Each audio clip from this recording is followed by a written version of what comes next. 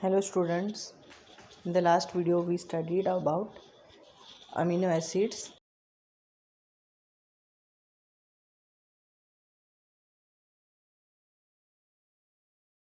group along with amine group, and we studied this zwitterion also.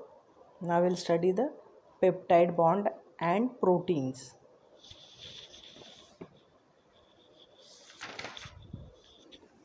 Proteins are known to break down into peptides in stomach and duodenum under the influence of enzymes. Pepsin being one of them which is secreted by stomach.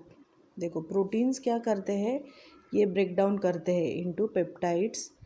ये stomach में present रहता है. और duodenum मतलब ये stomach के नीचे पहला पार्ट होता है, जैसे स्मॉल इंटेस्टाइन का फर्स्ट पार्ट उसे कहते हैं. So it is there in the small intestine.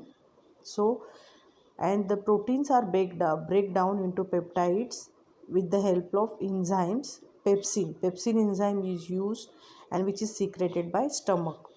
So stomach में पेप्सिन enzyme के कारण प्रोटीन का ब्रेक डाउन होता है पेप्टाइड्स में. So polypeptides are further broken down into alpha amino acids. अभी ये पॉलीपेप्टाइड जो है फिर से ब्रेक डाउन होते हैं अल्फा अमीनो एसिड्स में. This implies that proteins are formed by connecting alpha amino acids with each other. तो इससे हमें क्या पता चलता है कि अल्फ़ा एमिनो एसिड जो है वो एक दूसरे से कनेक्टेड है, या फिर प्रोटीन्स अल्फ़ा एमिनो एसिड से बने हैं कि जो एक दूसरे से कनेक्टेड है.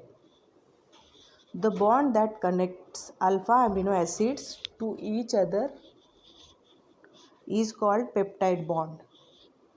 तो जो एक दूसरे से अल्फ़ा अमीनो एसिड्स कनेक्टेड रहते हैं उसे पेप्टाइड बॉन्ड कहते हैं. Consider for example linking of molecule of glycine with that of aniline. Glycine and anilines are linked together. So one of the way doing this is to combine hydroxy group of glycine with alpha amino acid group of aniline. देखो यहाँ पे दो alpha amino acids है, एक glycine और दूसरा है aniline. So both are link together. जैसे carboxylic group of glycine is connected with amine groups of aniline. This results in elimination of water molecule and formation of dipeptide and the glycylaniline in which two amino acid units are linked together by peptide bond. So these two alpha amino acids are linked together by peptide linkage. So CO group of glycine is bonded with NH group of aniline. तो यहाँ पे देखो water molecule eliminate होता है. So after eliminating water molecule it is forming a peptide bond or peptide linkage, or it is also called as dipeptide. It can be seen that a peptide bond or peptide linkage is same as what is described as a secondary amide. तो इसे हम क्या कह सकते हैं, जैसे ये similar है कि secondary amide के तरह. In organic chemistry, see the combination of third molecule of an alpha amino acid with the dipeptide would result in the formation of tripeptide. अभी ये दो अमाइड है, दो अल्फा अमीनो एसिड से, और जो कनेक्ट होते हैं उसे डाइपेप्टाइड कहते हैं क्योंकि दो peptide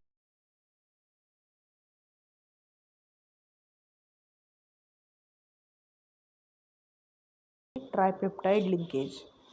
So similarly, linking of 4, 5, 6 alpha amino acids result in formation of tetrapeptide, pentapeptide and hexapeptide linkage.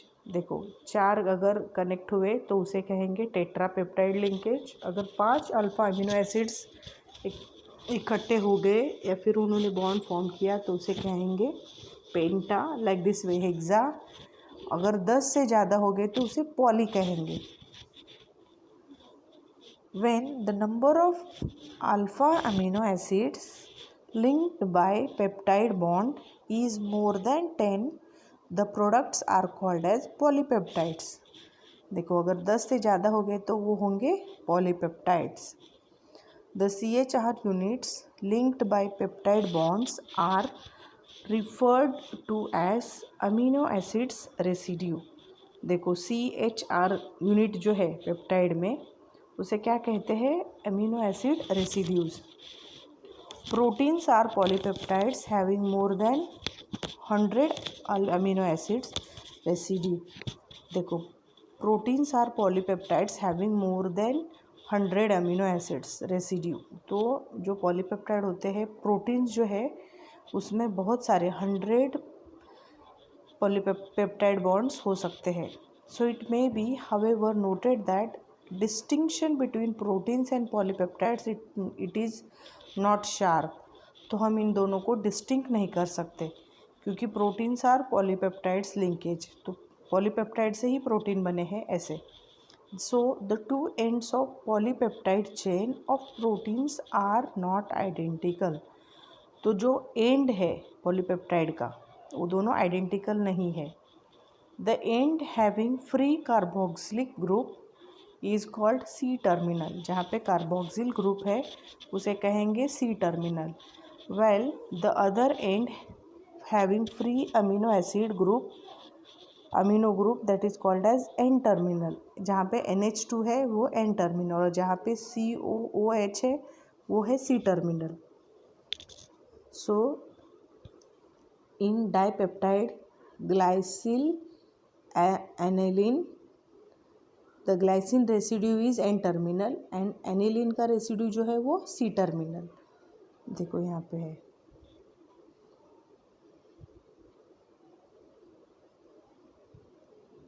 Glycine का एन टर्मिनल है और एनिलीन का सी टर्मिनल।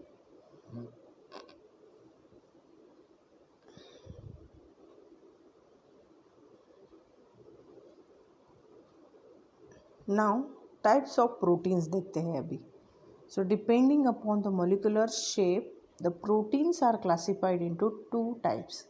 तो मॉलिक्यूलर शेप के वजह से और उसके बेसिस पे ये क्लासिफाइड करते हैं 2 टाइप में, जैसे globular proteins and fibrous protein. तो ग्लोबुलर प्रोटीन्स इनकी खासियत क्या है? Molecules of globular proteins have spherical shape. Spherical shape मतलब स्पेरिकल, जैसे बॉल जैसे स्पेयर होते हैं ना वैसे spherical shape. This shape results from coiling around the polypeptide chain of protein. ऐसे कोयल की तरफ राउंड राउंड में बनते हैं, ऐसा इसका मतलब है, जैसे गोल गोल वैसे।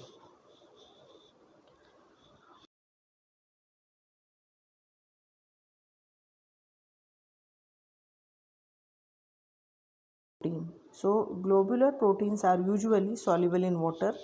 फॉर एग्जांपल, तो ये इनका शेप स्पेरिकल है, वाटर सॉल्युबल है। इनके एग्जांपल्स देखो, insulin, egg albumin, serum albumin and legumelin. Proteins in pulses, जो प्रोटीन इन पल्सेस में प्रेजेंट होते हैं उसे वहाँ पे ये ग्लोबुलर प्रोटीन्स रहते हैं।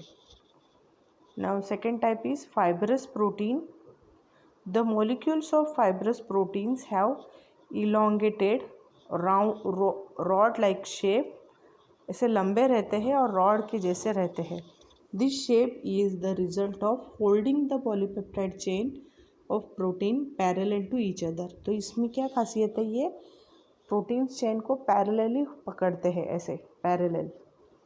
So hydrogen bonds and disulfide bonds are responsible for this shape। ये किसकी वजह से ऐसे है? Hydrogen and sulphide disulphide bonds की वजह से ये ऐसे है। Fibrous proteins are insoluble in water. For example keratin is present in hair, nails and wool. Myosin which this is present in muscles, proteins of muscles. The shape of protein molecules are result of 4 level structure of proteins। ये जो shape of protein है ये 4 level में है। तो structure of protein में हम देखेंगे कि कौन से प्राइमरी लेवल है, secondary, tertiary and quaternary structures of proteins। So first we'll see structure of protein. So proteins are responsible for variety of function in organism. Proteins of hair, muscles, skin give shape to the structure. देखो proteins ये कैसे है, बहुत ही responsible factor है, responsible for variety of functions in organism. तो proteins in hair, muscles, skin, this gives shape to the structure, while enzymes are proteins which catalyze physiological reactions. These diverse functions of proteins can be understood by studying the four levels of structure of proteins, namely primary, secondary, tertiary, quaternary structure of proteins. तो ये चार structure उनका है कि जिसमें पहला हम देखेंगे primary. So primary structure of proteins. Primary structure of protein is the sequence of constituent alpha amino acid residue linked by peptide bonds. तो इसमें क्या बेसिक थिंग है कि कैसे कॉन्सिक्वेंसेस है या फिर सीक्वेंस कैसे है alpha amino acid residue which is linked by peptide bonds. तो देखो any change in the sequence of alpha amino acid residue results in different proteins. Primary structure of protein is represented by writing the three-letter symbol of amino acid residue as per their sequences in the concerned protein.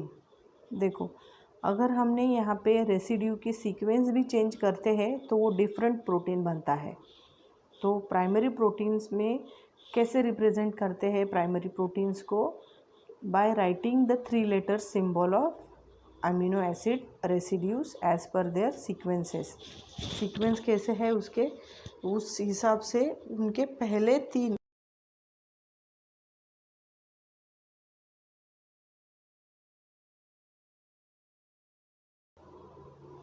The symbols are separated by dash. और symbol को कैसे separate करते हैं? By putting the dash.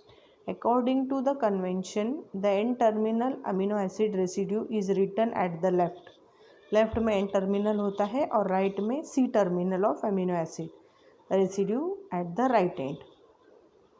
तो देखो हमें एक example दिया है representation of primary structure of protein की.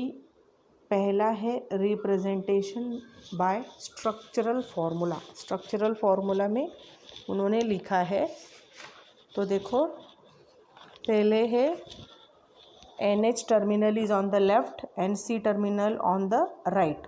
तो NHCHR CO group. So this is aniline. CH3 है ना यहाँ पे, तो एनिलीन होगा. फिर एक एग्जांपल दिया है उन्होंने.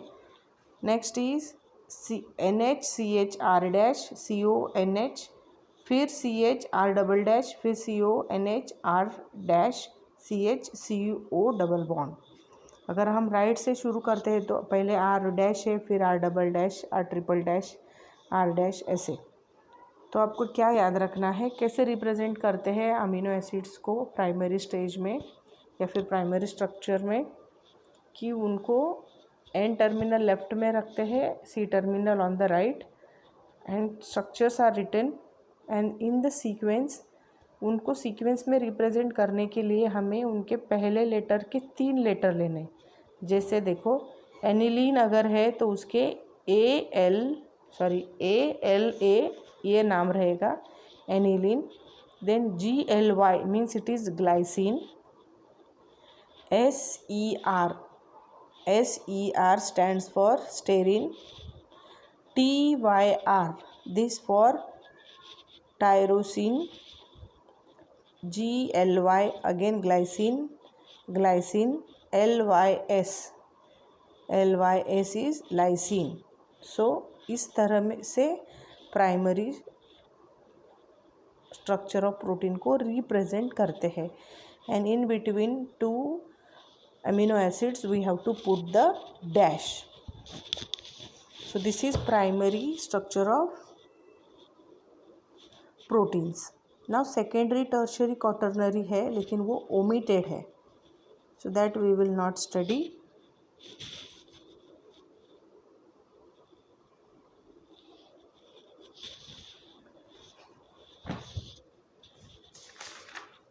वो ओमिटेड है सेकेंडरी, टर्शरी और quaternary structure of protein.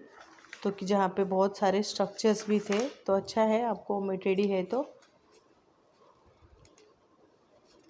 So here proteins के बारे में देखो आपको क्या स्टडी करना है when we are studying the proteins. Polypeptide का बॉन्ड का डेफिनेशन आपको याद होना चाहिए, called peptide bond. And then types of proteins हमेशा पूछा जाता है, ग्लोबुलर प्रोटीन और फाइब्रस प्रोटीन। इसके डेफिनेशंस और उसके बारे में थोड़ा सा लिखना है। स्ट्रक्चर ऑफ प्रोटीन्स में प्राइमरी है तो एक ही है, तो शायद पूछ सकते हैं क्योंकि सेकेंडरी टर्शरी तो ओमिट किया है। So will write the structure of primary.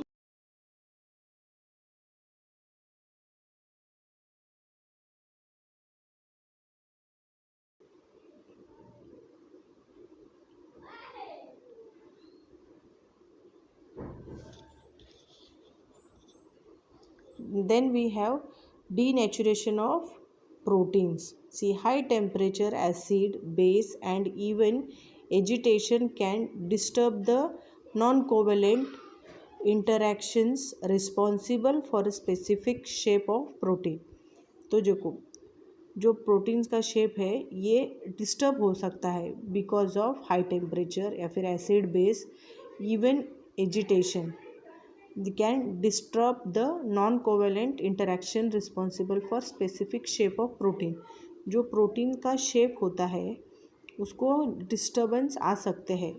And this denaturation of protein, देखो denaturation is the process by which the molecular shape of protein changes without breaking the amide और peptide bonds that forms the primary structure. जो primary structure अभी हमने study किया उसको break down करने के अलावा, मतलब without breaking that the molecular shape of protein changes, so that is called as denaturation of protein. So denaturation results in disturbing the secondary, tertiary and quaternary structure of proteins. This causes change in properties of protein and biological activity is often lost. Biological activity भी उसकी वजह से disturb हो सकती है। देखो denaturation of protein हो गया, तो ये कैसे होता है? It is by the change in primary structure of proteins. वो चेंज किस वजह से होता है कि जैसे देखो हाई टेम्परेचर है, एसिड बेस और even agitation, this can disturb the structure of protein and because this is called as denaturation of protein. उसके बाद हम स्टडी करेंगे, देखो enzymes.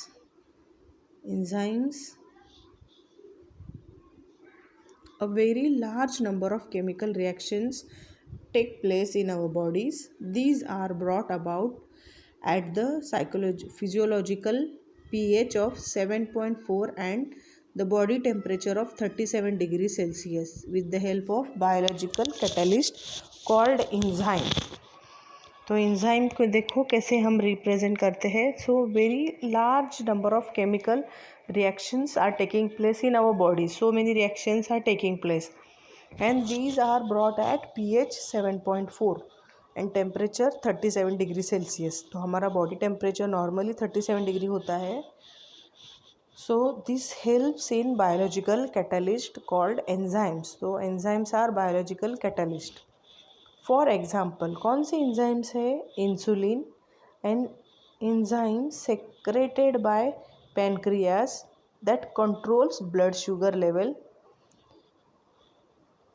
Amylase, that is an enzyme present in saliva which hydrolyze starch, जो starch को hydrolyse करता है, जो हमारे सलाइवा में प्रेजेंट है। तो यहाँ पे आपको पर्टिकुलर एंजाइम का नाम और उसका फंक्शन याद रखना है। देखो तो यहाँ पे केमिकली एंजाइम्स आर प्रोटीन्स। तो एंजाइम क्या है? They are proteins. Every living cell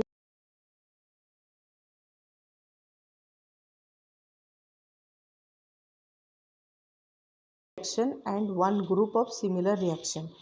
तो सबके लिए अलग अलग रिएक्शन है या फिर हर एक की अलग अलग प्रॉपर्टी है या फिर खासियत है, ऐसे बोल सकते हैं। So every enzyme living cell has 1000 different enzymes. कम से कम 1000 टाइप्स ऑफ के इंजाइम्स है और सबका देखो most enzymes catalyse only one reaction, एक रिएक्शन के लिए ही वो प्रेजेंट रहते हैं या फिर उसी टाइप के अलग रिएक्शंस, मतलब सेम सिमिलर ग्रुप के। Thus enzymes catalysed is highly specific. वो कैसे है? They are very specific. इसके लिए यही इंजाइम चाहिए, ये रिएक्शन के लिए this enzyme is required, so they are called as they are highly specific. We have learned that a mineral acid can catalyze hydrolysis of many types of compounds such as esters, acetal and amides. देखो we know that the mineral acids can catalyze. mineral acids मतलब जैसे HCl है, H2SO4 है, nitric acids है, वो क्या करते हैं? हाइड्रोलिसिस करते हैं कंपाउंड्स का, such as esters, acetyl and amides का। In contrast, enzymes that catalyze hydrolysis of amide will not work on ester और acetal। तो इसके कॉन्ट्रास्ट में जो एंजाइम कैटालाइज करते हैं hydrolysis of amide, that will not work on Easter, मतलब Easter के ऊपर ये काम नहीं कर सकते। तो ये एंजाइम कहाँ पे करते हैं? So enzymes are catalyse hydrolysis of amide will not work on ester and acetyl. तो अमाइड के ऊपर ये काम करेंगे जैसे अमीनो एसिड्स के ऊपर, लेकिन वो ईस्टर और एसिटाइल के ऊपर नहीं करेंगे। देखो एक एग्जांपल दिया है, ये सबस्ट्रेट है, यहाँ पे एक्टिव साइट है और यहाँ पे एंजाइम है। एंजाइम का एक्टिव साइट है, सबस्ट्रेट रहेगा। देखो substrate will combine to enzyme site, enzyme substrate complex बनेगा ये, फिर एक प्रोडक्ट बनेगा उनसे, क्योंकि एंजाइम कैटालाइज करेगा वो सबस्ट्रेट के ऊपर, and after that it is enzyme. Enzyme separate होगा और प्रोडक्ट देखो कैसे बना है, रेड एंड ब्लू से। तो पहले सबस्ट्रेट ग्रीन था, now it is red and blue, means require hydrolysis और जो भी एक्शन है उसका कैटालिसिस का वो डन हो गया यहाँ पे। So require product we got here. So here next is mechanism of enzyme catalysis. तो इनका मैकेनिज्म कैसे होता है वो देखते हैं। Action of an enzyme on a substrate is described as lock and key mechanism. तो ये जो मैकेनिज्म है उसे कैसे कहते हैं हम? Lock and key mechanism. जैसे परफेक्ट लॉक के लिए परफेक्ट की होना चाहिए, एक लॉक का की दूसरे लॉक को नहीं चलता है, तो उसी लॉक का की उसको ही चलता है, वैसे lock and key mechanism. According to enzyme the active site of on its surface. So enzyme के लिए देखो, एंजाइम के ऊपर एक एक्टिव साइट रहता ही है। The substrate molecule can attach to this active site only if it has the right size and shape. तो ये कब अटैक होगा? जब वो एंजाइम्स के लिए जैसे रिक्वायर्ड शेप और साइज़ होगा सबस्ट्रेट में, तो ही वो वहाँ जाके फिट हो जाएगा। जैसे देखो ऊपर दिया है सबस्ट्रेट का साइज़, देखो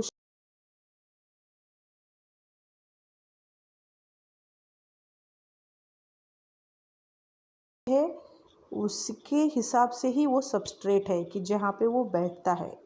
सो नेक्स्ट में देखो एंजाइम सबस्ट्रेट कॉम्प्लेक्स है, सो यहाँ पे लॉक एंड की सिस्टम परफेक्टली बैठ गया है वो वहाँ पे ऐसे।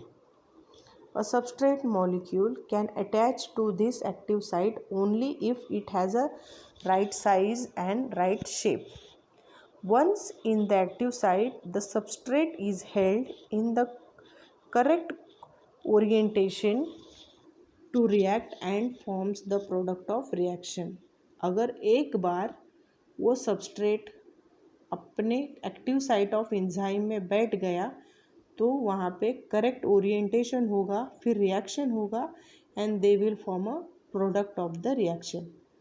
तो जो प्रोडक्ट की ज़रूरत है वो वहाँ पे बनेगा। तो इसके लिए क्या चाहिए? एंजाइम का जो एक्टिव साइट है उसमें फुलफिल होगा ऐसे ही सबस्ट्रेट चाहिए कि जिसका शेप और साइज मैच होगा. So the product leave the active site and the enzyme is then ready to act as a catalyst again. तो प्रोडक्ट क्या होगा, एक बार प्रोडक्ट बन गया तो प्रोडक्ट वहाँ से चला जाएगा. It will leave the active side. Active side तो वो उसको फिर से छोड़ देगा. क्यों? बिकॉज वहाँ पे दूसरा सबस्ट्रेट आएगा उसी साइज और शेप का और फिर से एंजाइम कैटलिस्ट का काम करेगा again. So the formation of enzyme substrate complex has very low activation energy. This is how the rate of reaction is very high. Some enzymes are so efficient that one enzyme molecule can catalyze the reaction of 10,000 substrate molecule in 1 second. देखो ये जो rate of reaction है enzyme का वो इतने efficient है कि 1 second में 10,000 सबस्ट्रेट मॉलिक्यूल को वो कन्वर्ट करते हैं प्रोडक्ट में. So several enzymes have been isolated from organism such as a bacteria.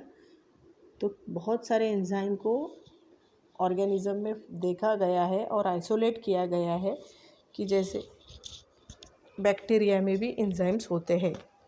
So purified and crystallized and amino acid sequences of many of them have been determined. In many industrial processes, the specific reactions are carried out by use of enzyme contrast from extracted from the organism and also by use of new enzymes made by genetic engineering. तो industrial में भी industrial process से भी specific reactions are carried out by use of enzymes extracted from organism. तो organism से वो extract करते हैं और इंडस्ट्रियल में उसका यूज़ करके रिएक्शंस कैरिड आउट करते हैं. एंड न्यू एंजाइम्स को भी इंजीनियरिंग के हेल्प से बनाते हैं. So some examples of industrial applications of enzymes catalysis are conversion of glucose to sweet tasting fructose using glucose isomers. देखो ये इंडस्ट्रियल में करते हैं कैटालिसिस, एंजाइम कैटालिसिस, क्योंकि ऑर्गेनिज्म से वो एक्सट्रैक्ट करते हैं और उसके जैसे ही न्यू एंजाइम्स तैयार करते हैं. उनके एग्जांपल्स हैं. तो ये एंजाइम्स किस में यूज़ करते हैं? देखो, conversion of glucose into sweet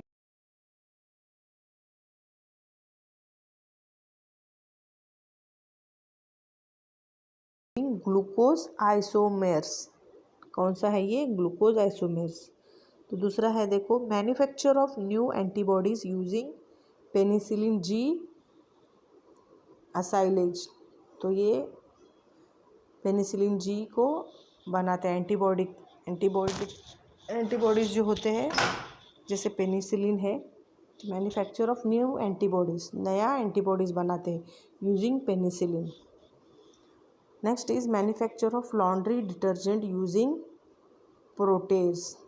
तो manufacturing of laundry detergent and manufacture of esters using cosmetics using genetical engineered enzymes. तो इसमें भी ये इंडस्ट्रियल एप्लीकेशंस है एंजाइम्स के.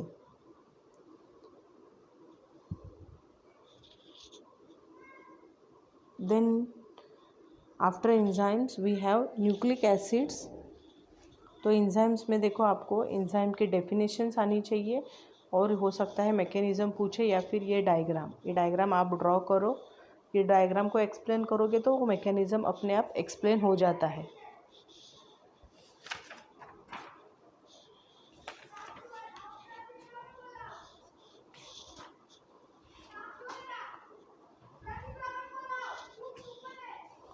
So then we have nucleic acids. Nucleic acids, one of the most remarkable properties of living cell is their ability to produce their replicates through thousands of generations. This becomes possible because of certain types of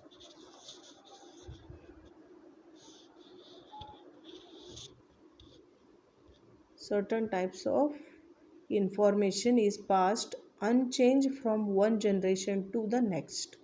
Such information is called genetic information, and its transfer to new cells is accomplished by nucleic acid. तो देखो nucleic acid का खासियत क्या है कि अपने जैसा नया बनाना सेल। हाँ, तो जैसे देखो लिविंग थिंग्स में जैसे हम हमारे पेरेंट जैसे दिखते हैं और वो उनके पेरेंट जैसे दिखते हैं, या फिर हम अपने दादा दादी नाना नानी के जैसे दिखते हैं।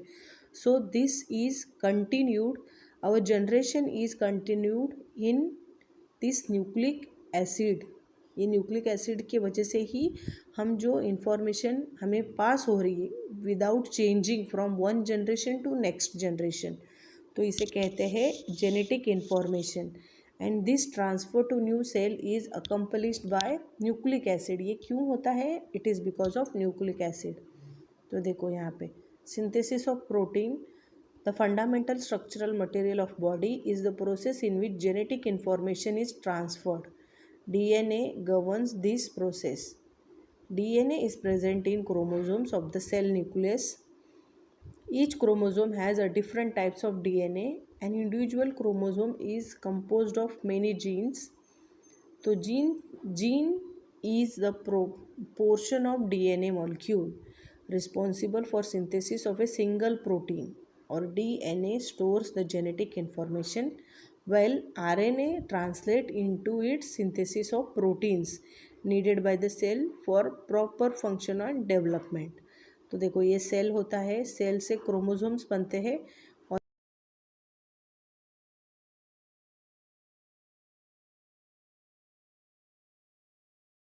उनकी जैसी आवाज़ आती है या फिर उनके जैसा लुक होता है. So these are responsible for that chromosomes. So there are two types of nucleic acid, ribonucleic acids, that is RNA, and DNA, nucleic acid. RNA and DNA ये दो टाइप्स के न्यूक्लिक एसिड्स होते हैं कि responsible करते हैं. So RNA are found mainly in the fluid of living cells. Cytoplasm कहते हैं उसे, साइटोप्लाज्म में रहते हैं. while DNA is found in primarily in the nucleic acids of living cells. So knowledge of structure of nucleic acid is essential to understand the biological function. In this chapter we are going to look at the structural aspects of nucleic acid. So हम यहाँ पे nucleic acid का structure देखते हैं. तो उसमें आता है nucleotides. Nucleic acids are unbranched polymer of repeating monomers called nucleotides. In other words, nucleic acids have polynucleotide structure. The DNA molecules contain several million nucleotides, while RNA molecule contains few thousands nucleotides. So the nucleotides monomer consist of three components: monosaccharides, a nitrogen containing base, and phosphate group. तो ये है nucleotides की. Nucleotides मतलब क्या होते हैं? They are unbranched polymer, कि ये विदाउट ब्रांचिंग के पॉलीमर्स होते हैं और जिसमें रिपीटिंग मोनोमर्स रहते हैं, और जो मोनोमर है उसे कहते हैं न्यूक्लियोटाइड्स. तो देखो यहाँ पे डीएनए जो है, डीएनए में बहुत सारे मिलियंस न्यूक्लियोटाइड्स है, बहुत सारे.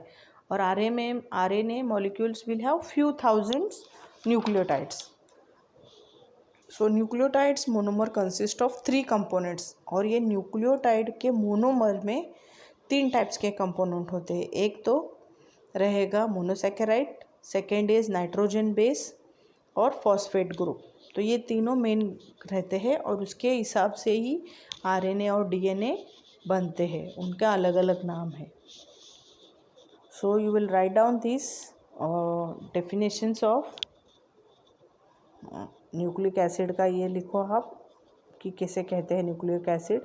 अगर पूछते हैं तो you have to explain this. And types of there are 2 types of nucleic acids, that is RNA and DNA. Okay.